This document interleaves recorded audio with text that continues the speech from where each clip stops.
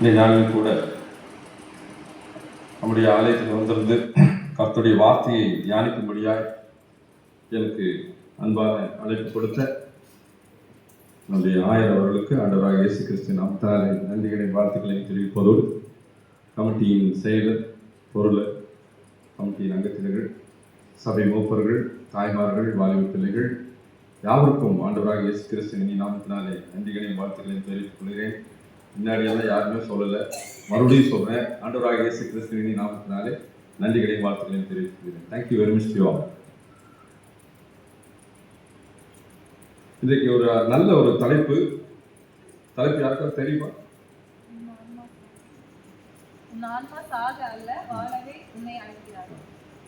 உன் ஆன்மா சாவதற்கு அல்ல வாழவே ஆண்டவர் அழைக்கிறார். உன் ஆன்மா, அந்த இடத்துல என்ன ஆன்மான்னு போடும். என் ஆன்மா சாவதற்கு அல்ல வாழவே ஆண்டவர் அழைக்கிறார் என்று தலைப்பு. இந்த அருமையான பசங்க, வாலிப பசங்க பாடினாங்க, கவனிச்சிங்களா? என்ன பாடினாங்க? உம்மோடு சேர்ந்து வாழ எனக்கு ஆசை. அப்புறம் கவனிச்சிங்களா? அருமையா பாடினாங்க. coincide ஒரு சாங். யுக யுகமாய் வாழ ஆசை. அதுல ஒரு வார்த்தை, யுக யுகமாய் வாழ ஆசைன்னு அந்த அழகான நம்ம பசங்க பாடினாங்க. ரொம்ப அருமையா இருந்தது. அப்போ ஆண்டவர் இந்த பூமியில வாழ்கின்ற நாட்கள் சில நாட்கள், இங்க இருக்கிற மரணம் ஒரு வழி. நித்திய காலமாய், எவர் லாஸ்டிங் லைஃப், நித்திய காலமாய் ஆண்டவரோடு சேர்ந்து வாழ்வதற்காகத்தான் நம்மை அவர் அழைக்கிறார். இயேசு இந்த பூமியிலே வந்தது மரணத்தை வென்று எப்படி உயிர்த்தெழுந்து போனாரோ அதுபோல இந்த மரணத்தின் மூலமாக, பூமியிலே மரணத்தின் மூலமாக நாம் ஒரு நாளிலே ஆண்டவரோடு சேர்ந்து வாழ வேண்டும் என்பதற்காகத்தான் இயேசு கிறிஸ்து உங்களை என்னையும் அழைக்கிறார். இயேசு அழைக்கிறாரா? அழைக்கிறாருங்கிறாங்க. ஒரு அலையிலே சொல்லுங்க. Praise the Lord.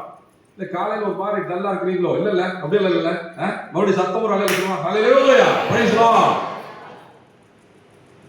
அப்போ இயேசு கிறிஸ்து நம்மை ஒரு நல்ல, என் மனிதன், என் மக்கள், என் பிள்ளைகள் இந்த பூமியிலே அழிந்து போய் பூமியோடு பூமியாக மண்ணாய் போய் பாதாளத்துல போய்விடக்கூடாது, என்னோடு சேர்ந்து பரலோகத்துல அவர்கள் நித்திய காலமாய் வாழ வேண்டும் என்று அழைப்பதற்காகத்தான் இயேசு கிறிஸ்துவே பிதாவானவர் இந்த பூமிக்கு கொடுத்தார்.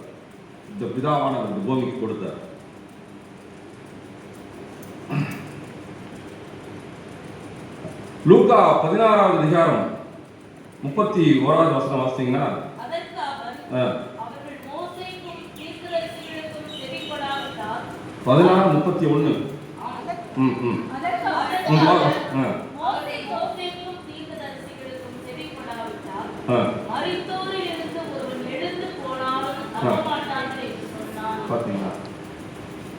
இறந்து போனவன் அவனுடைய ஆத்மா மேல போய் மேல எப்படி இருக்குதுன்னு பார்த்துட்டு கீழே சொன்னாலும் அப்படியெல்லாம் சொல்ல, அப்படியெல்லாம் இல்லை அப்படின்னு சொல்லி நம்ப மாட்டான். அந்த அக்னி நிலை அதில் லூக்காவில் அழகா சொல்லியிருக்கு. அதனாலதான் வேத பகுதியா வச்சிருக்காங்க. 2 நிலைகள் அங்கே காட்டப்படுகிறது. ஒன்று, அக்னியிலே எரிகின்ற ஒரு நிலை, அருமையான வாழ்விலே இருக்கக்கூடிய லாசருவின் நிலை. ஐஸ்வர்யவானின் நிலை,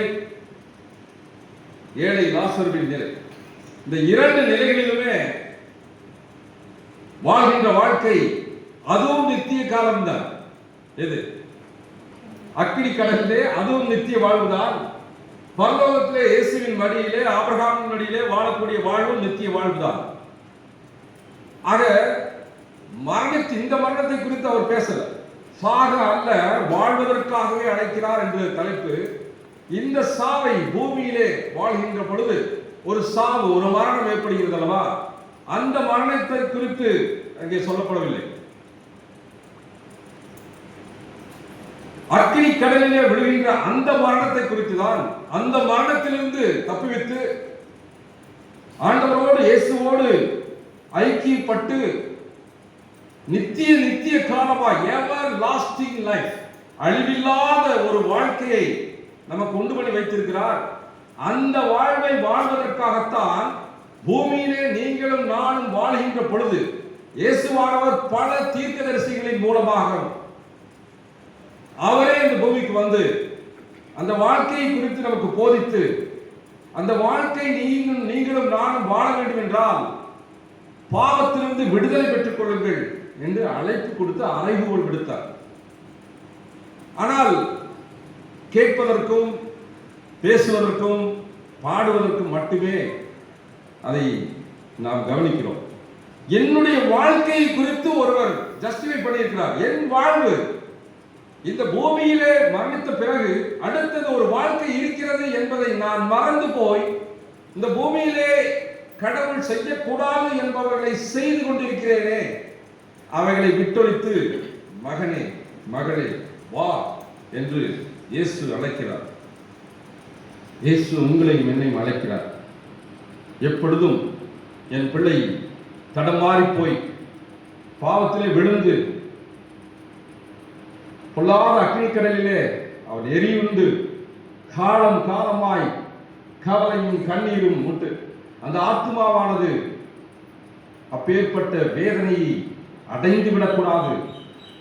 அந்த ஆத்மா எரிகிற அந்த தணலிலே எப்படி அந்த ஐஸ்வர்யவான் கதறுகிறானோ, லாசருவே ஒரே ஒரு சொட்டு தண்ணீரை நாவிலே விடு, உன் விரலிலே தண்ணீரை தோய்த்து அந்த தண்ணீரை மட்டும் ஒரு சொட்டு தண்ணீரை நாவிலே விடு என்று ஒரு மனிதன் புலம்புவதை வேதம் அழகாய் சொல்லுகிறது. அதை ஒரு கணம் நினைத்து பாருங்கள். கற்பனையிலே கண்களை மூடி நினைத்து பாருங்கள். ஒருவேளை அந்த நிலைமை எனக்கு வரலாமா?